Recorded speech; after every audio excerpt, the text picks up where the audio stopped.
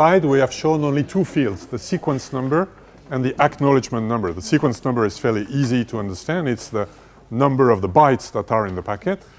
The acknowledgement number is a bit more tricky. It is acknowledging, it's a single number, it's not a range. So it means it is acknowledging everything up to this number, -1. But as we have seen here, there might be more data received than act. Right? For example, here, the B is acknowledging 8,501 when it had in fact received also this block of data, which is not act. In fact, it is not act in the act field, but it can be acknowledged in another field called selective acknowledgement. At the origin, the first versions of TCP had just those fields, ACK, sequence number, and ACK. Very quickly, people realized scenarios like the one we showed, it's a bit stupid to continue repeating, I have received up to that number, where in fact I have received others, simply because I don't have a field to express what has been received. We cannot express exactly what has been received with a single sequence number. So we need to be able to express ranges of sequence numbers. This is done in practically all modern versions of TCP with what is called the SAC field. SAC stands for selective acknowledgement, which is an optional field which is in the TCP options, so it inflates the size of the header. And the semantics is the obvious one. In this case here, where B has received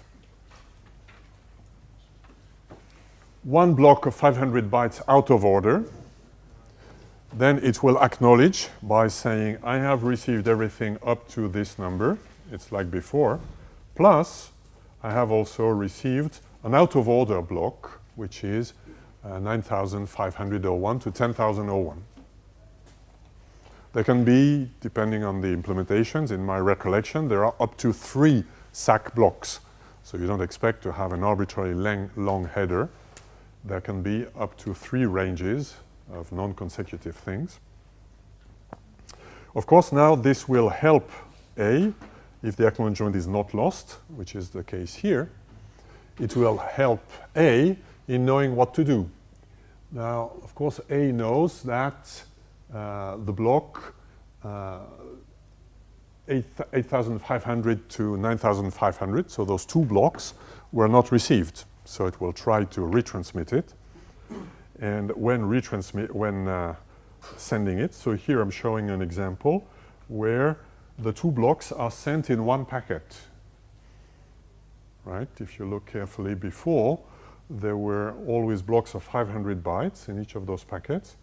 Then 2 blocks were lost. When they are retransmitted as one single block. I do that intentionally. That may happen. When could that typically happen? Well, first remember that the semantics of TCP is I deliver data, I guarantee it arrives in the same order, but it is what we call a stream service. TCP does not have any job mandate to reproduce exactly the calls that were done at the sending side when receiving. In other words, if a source sends the data in 3 pieces, it's perfectly legitimate for TCP to put the 3 pieces in one packet and ship them to the destination. Now, whether that happens or not depends on the timings. If you have an application that reads very, very frequently and a network that's congested that writes very seldomly, then the network will try to take advantage to put as many things in one packet as possible. If you have a very fast machine, typically you won't do that. A very fast machine and a very fast network that is not congested, then the operating system will send the data as they are written. But if it is congested, or like here, if there are losses, if the MTU, the maximum size of a TCP segment is, for example, large enough so that 1,000 bytes perfectly fit, then it would be stupid for TCP to retransmit 2 packets if it can retransmit in 1. So it will do it. Yes, question? In case of SAC, does sender A still waits for the timeout for those particular So the question is, in case of SAC, will sender A wait for the timeout? We will see that in a minute. There are, in principle, yes. Whenever you send some data, you always start a timer. Now, of course, there might be other reasons for resending, like here, observing that there is a gap here might give you enough indication that you would like to resend. But you need to be careful, and we'll discuss that in a second. Right now, what we need to remember is that repacketization by TCP is perfectly possible. It's possible everywhere. It's possible, for example, that here we see 3 packets. We don't see what the application did. It's possible that an application writes 3 times into a socket and that TCP sends only 1 packet. It's possible. It's also possible that TCP sends 3 packets, even if the packets are small. It depends on the viewpoint of TCP, what it is trying to optimize, and depends on the timings. It is also possible that there is repacketization, that the same data was offered as the first time in 2 packets and the second time when it's repeated in 1 single packet. Which means, of course, that at the receiver, you never know when things are ready in a TCP socket, you never know what there is here. That's one of the difficulties when you write a TCP receiver program. You have to test what's inside the receive socket to know what to do. For example, if the source has sent you a C string, a string of characters written using the C language, that means a series of bytes with at the end a 0. Now, if you read that and print it, you might crash your machine, because if only half of the string has arrived, you think this is a string, you print it, and then you will print until there is a 0 in memory, which might be anywhere, so you will start doing fancy things. It can be used by attackers. That certainly is not a proper way of handling it. So you have, when you use TCP, to test what's received and know where is the end of a message, where is the beginning of a message. You have no clue from the TCP socket about this. You might have a clue from your application semantics. If you have an application that sends blocks that are always exactly 500 bytes, you might ask to read from the TCP socket exactly 500 bytes, for example, in which case you know you will get exactly the 500 things. But if the blocks are of random length, you will need to look for end-of-frame delimiters, for example. So typically, applications that send strings of characters in C, they do it byte by byte. You send 1 byte at a time, and you read 1 byte at a time until you see a 0.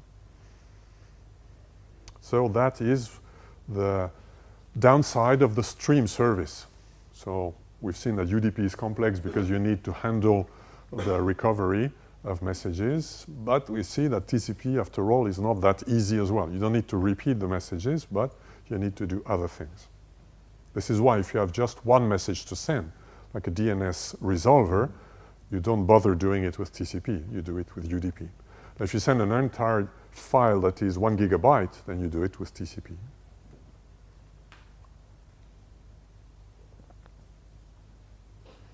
A side effect of this is that on the receiving side, you need what is called a resequencing buffer, where the data that has arrived out of sequence, like the gray data here, is present in the machine, in the operating system, but is invisible to the application. So if you do, at this point in time, if you do a read for 1,000 bytes, for example, you will not get those 2 blocks. You will get only this one,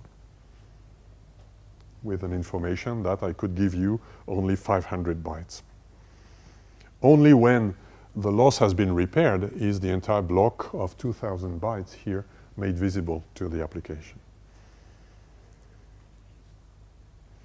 So the applications never need to do resequencing, but they have no idea where are the boundaries between blocks if, like most applications, there are boundaries between blocks, like if you send a sequence of messages. So we've seen the acknowledgements, essentially. Second thing important in TCP, and one of the most visible things in TCP, is the sliding window. We've seen another protocol that uses acknowledgements is the stop and go. The first week of the course, I explained this very simple protocol, stop and go, send a message, wait until for the acknowledgement.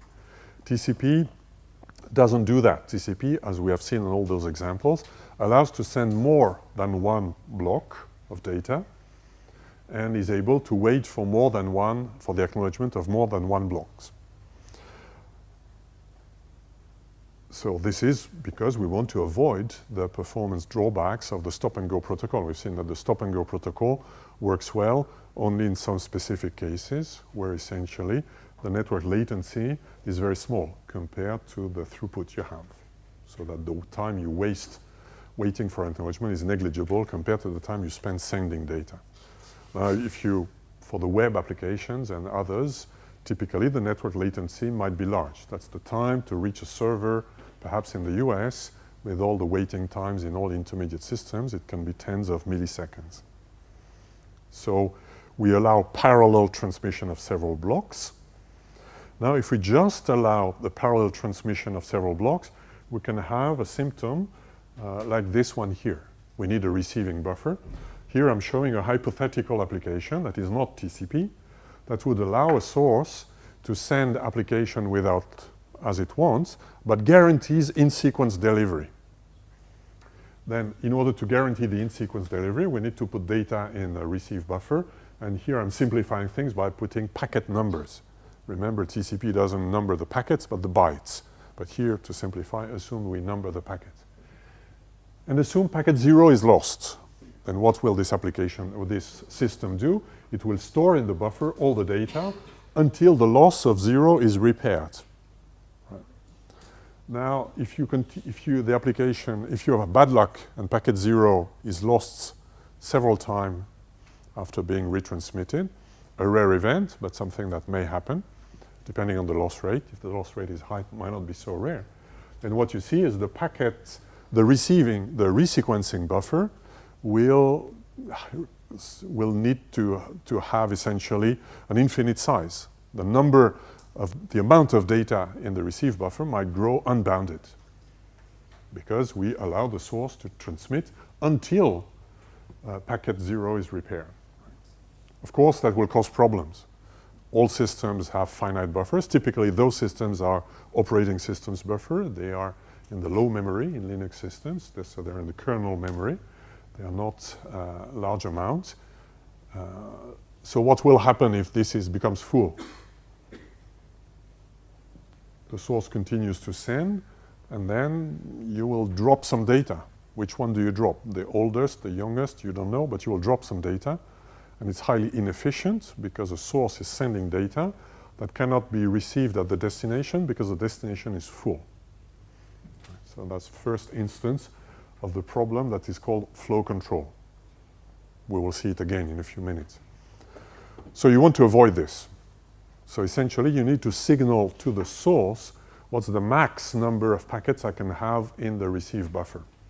That number is called the window size. So the sliding window simply means that you will be able, in a case like this, to send only as many packets as there is size in the receiving resequencing buffer, which for TCP is called very, very often the socket buffer. How does the sliding window work? Well, the sliding window, here I'm showing a sliding window with a size of 4 packets. Again, it's a simplification. In TCP, the window size is counted in bytes, which is consistent with the rest. But not everything is consistent in TCP, but this one is consistent. So here, to simplify, I assume it's 4 packets. So all packets have the same size if you want. Then the rule of the window is simply that, they are explained here. The lower edge of the window is the smallest non-acknowledged sequence number, and the upper edge is equal to the lower edge plus the window size, which means we give you credit to send more than the things that are acknowledged, but up to a limit, which is the window size. And only sequence numbers that are in the window size, that are in the window, may be sent. So if we start at the beginning of the connection, I'm showing on the left 0, 1, 2, 3, etc. Those are all the things that the application or the TCP would like to send. So the application has done a write. You have in your socket buffer those 12 things that you would like to send. So the window size is 4. That means I can send 4. So we'll send packet number 0, 1, 2, 3 that I do here. Then when I send packet 0 and nothing has happened in between, then the largest acknowledged packet that I've received is packet -1, if you want, or nothing if that's the beginning of the connection. Therefore, the window lower edge doesn't move, and I'm allowed now to send only packet 1, 2, 3, which I'm doing here. I could send 1, 2, 3. Now, at this point, I receive an acknowledgement for packet 0. When the acknowledgement for packet 0 arrives, the window slides. That's why it's called a sliding window. Whoop, it goes to the left. And now I can send packet 1, 2, 3, 4. Now, the speeds of the receiver and the sender might be different, like the speed of the network might also be a limiting factor. So we have no clue at what speed those things will happen. That's the essential idea that's behind this, is we want to be able to handle all cases. We're not making the assumption that the source is sending at a given rate and the destination is consuming data at the same rate. That would be a foolish assumption with computers. It's never like this, right? When a server in California dumps you a video file, it has no clue at which speed your iPad is receiving it, and vice versa. So we have to be able to live with those speed mismatches and variability also. So here I'm showing that the packets are being sent 1, 2, 3, 4, 5. 1, 2, 3, 4, pardon me. Then no acknowledgement has received. So at this point here, I can send, when I have received acknowledgement 1, at this point, I can send packet 2, 3, 4, 5. 2, 3 I've already sent, so the only new thing I can send, new from the viewpoint of TCP trying to do fresh work, it can send only 4, 5. And at this point, we see that we've exhausted all the credits of the window. We've sent 2, 3, 4, 5. No acknowledgement has come. Therefore, we're blocked. The source will stop sending. This is a form of flow control. We've sent things. There is a risk that we fill the destination buffer, so we stop sending, because everything we send might arrive into a congested buffer. And the condition will move as we receive acknowledgement.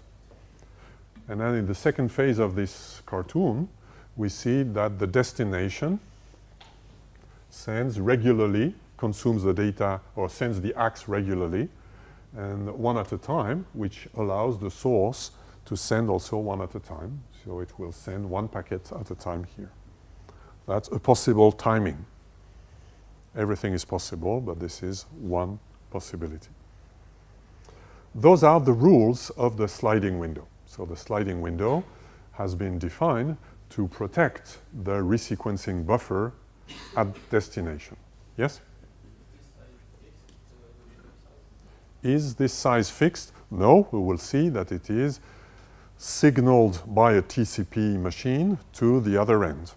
So when you speak to a server in California, that server will signal to your iPad what is the window size you should use. In fact, we will see that it's a dynamic field that is changed in every packet.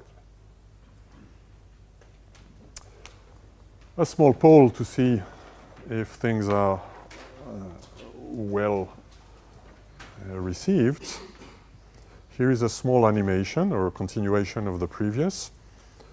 The window size is 4,000 bytes.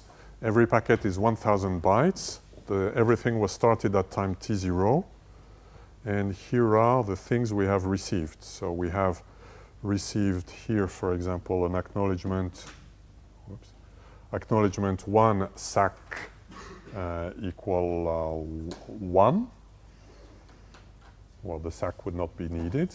And acknowledgement -1 SAC 1, which means packet 0 has not been received, and etc. So the packet 0 has been lost, and we have received those selective acknowledgements. The question is what the sender is allowed to do at the end of this timeline.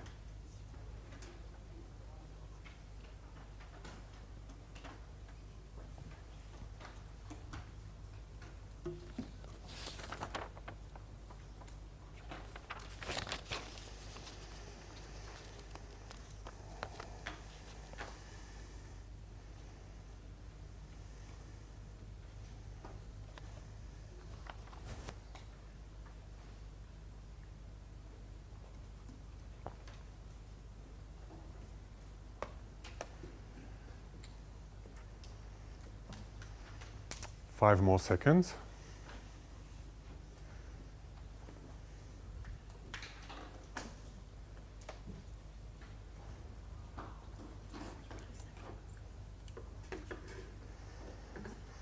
Correct answer is the majority vote. So you have understood what a sliding window is. The sliding window here has a size of 4.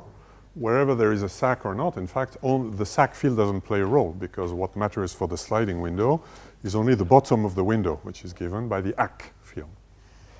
So the SAC field can be used by the application whether to try to retransmit, but cannot be used for sliding the window. So here, whether there is SAC or not, we are stuck, we are blocked by packet 0, which means we cannot send it, which is the goal. Here a sliding window of 4 means we can have at most 4 outstanding packets.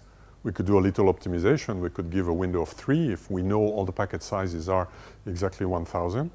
But in TCP, we never know what the packet size is. It could be 1 byte or 1,500 bytes. Everything exists. So since we don't know, we cannot make such assumptions. Okay.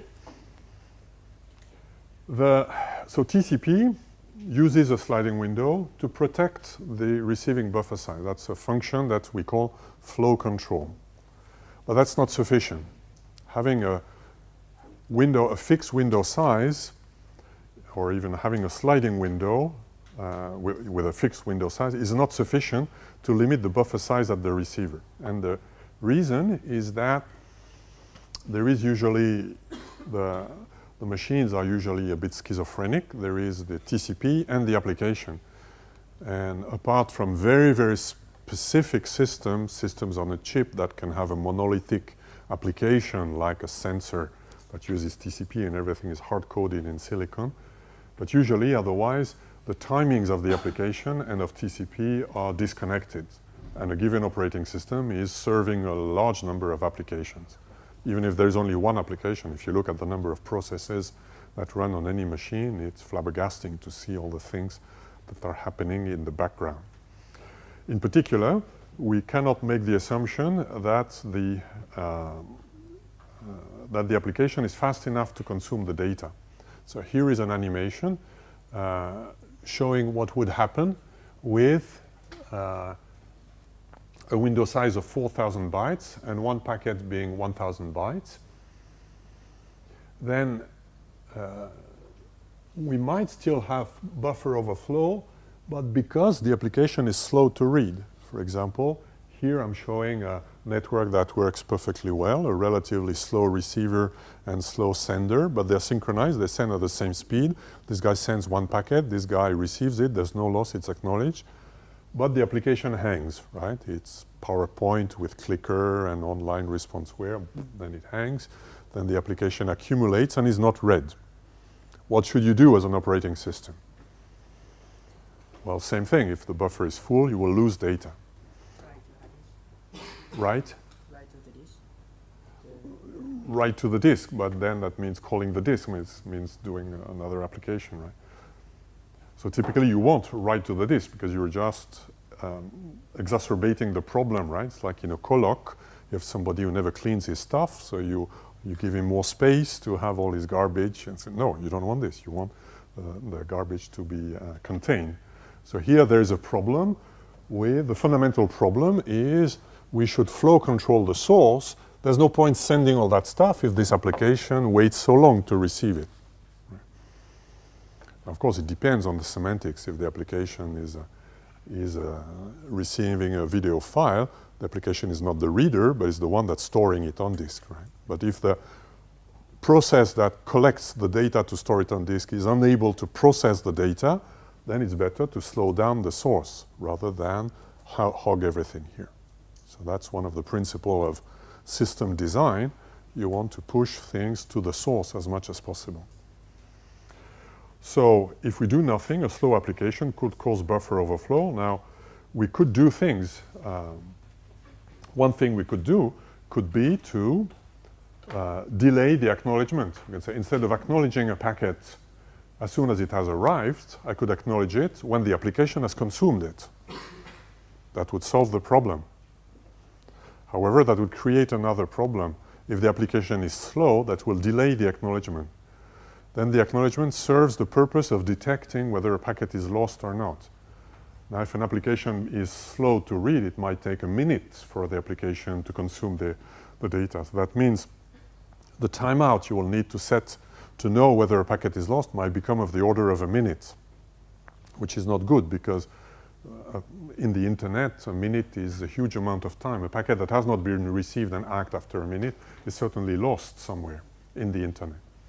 So by doing that, we would hugely increase the uncertainty about whether a packet is received or not. We would force to wait very long times, which will make things very inefficient when a packet is truly lost.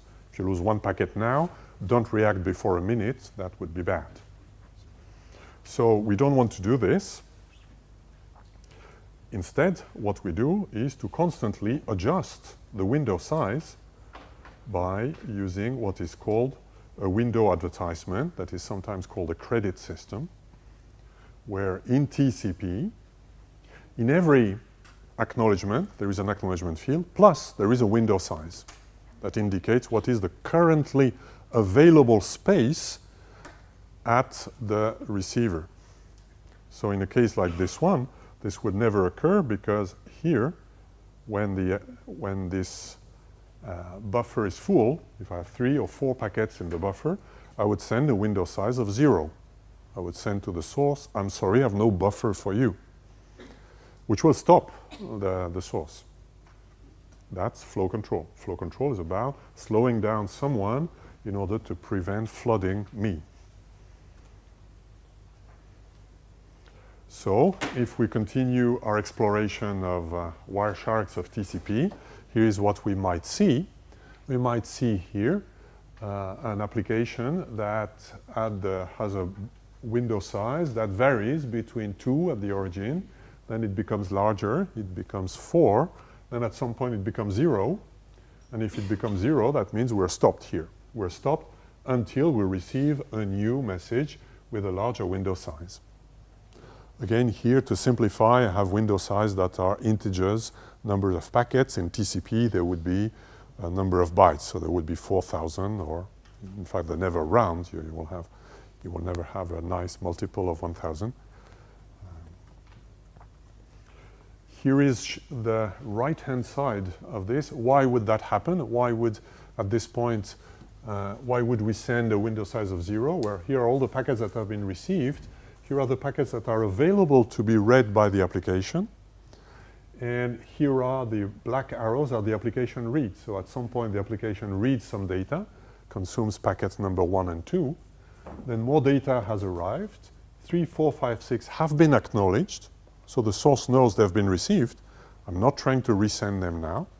But they have not been consumed. And I know this because I get a window of 0. And at some point, hopefully, the application will start reading it. And when it reads it, then we will send a new empty TCP packet that will contain the same acknowledgement, but a new window. And that will free the application from sending.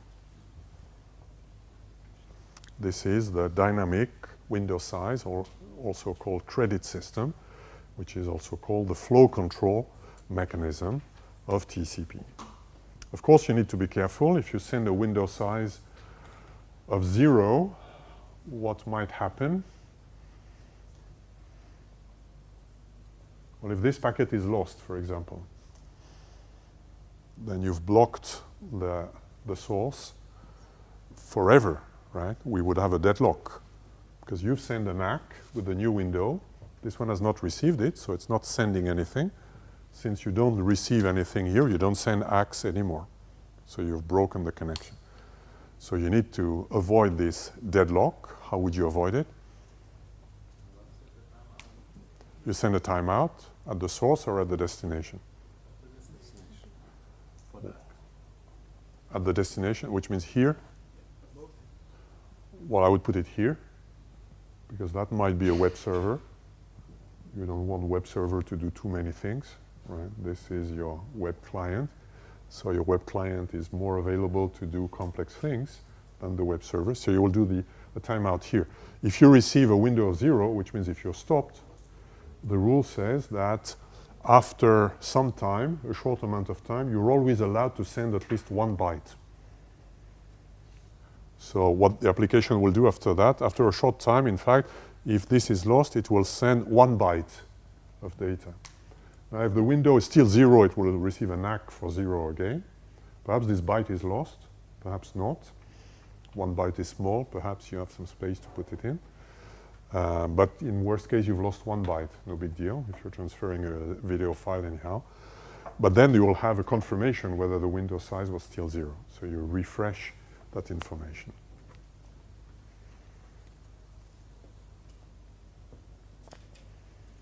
So in summary, TCP constantly adjusts the window size in order to adapt to the available space at the resequencing buffer at the other end. And this is a dynamic because it depends not just on what has happened between the two ends, but also with a third party, which is the application that is consuming the data. This is called flow control.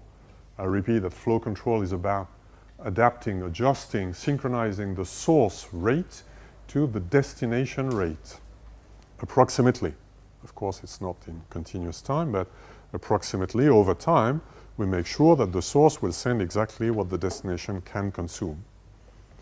This is different from another thing, which is sometimes, unfortunately, also called flow control, but I prefer to call congestion control. Congestion control is about adapting the rate of the source to the state of the network. The state of the network is what happens in the buffers, in the bridges, in the routers, things like this. They also play a role. If you have a congested network somewhere, you might want to avoid sending packets that are almost certain of being lost. That is a network layer function, but it's done in TCP. It's another violation. And it's done in another module of TCP that we will see in a few weeks. So right now, we don't see it, but put a little box in your head to say there's another thing called congestion control that we will see again a bit later. So if we put all the things together, here is what we would see when we do a Wireshark of TCP, of a TCP connection. A is sending to B, and then we see things like this. We see sequence numbers, depending on the software that pretty prints this. It might print it in this way. What is present in the TCP header is the sequence number of the highest of one of the ends and the number of bytes in the packet. But here the 3 are given. One of the 3 is redundant. An ACK. Now this ACK has nothing to do with those numbers. This ACK is an ACK for the reverse direction. So what I've shown so far is one way. I have one source, one receiver, which is often the case, but not always. Most of the time, connection is 2 ways. For example, if you go to a web server to download a big file, at the beginning, you will send data to the web server. You will send an HTML operation of some kind with a string called HTML get this or whatever. So you will send a little amount of data in one direction. You will get response from the server. If you have one big file, most of the flow will be one way. But if you have a file that has a lot of objects, your browser parses the file, sends request to the server responds, which gives more information to the browser that will respond, etc. So communication is 2-way. So with TCP, every TCP machine, every machine is both a source and a receiver, which has nothing to do with client and server, right? I can be a client and a server. Client-server has to do with how you bootstrap the communication. Once the communication is started, it can flow both ways. So here, for example, this acknowledgement 401 has to do with the fact that that A has received from B all the blue packets numbered everything up to 400. So this one is acknowledging 401. Similarly, this window is the window size for the resequencing buffer at A. So it will impact the window size that is usable by B. And vice versa. A has received a window size from B that varies here over time. So putting the two together gives some complexity, but it's easy to analyze if we remember that they are separated. Voila, we've done the, I would say, the basic parts on TCP. Now a little intellectual question.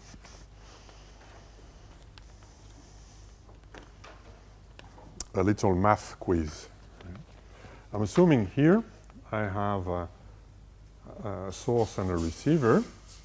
I'm interested in only half of the TCP story, therefore. And I have a space-time diagram where time flows horizontally. I assume that I have a quantity called the RTT. That's the standard terminology in the TCP world. RTT stands for round-trip time.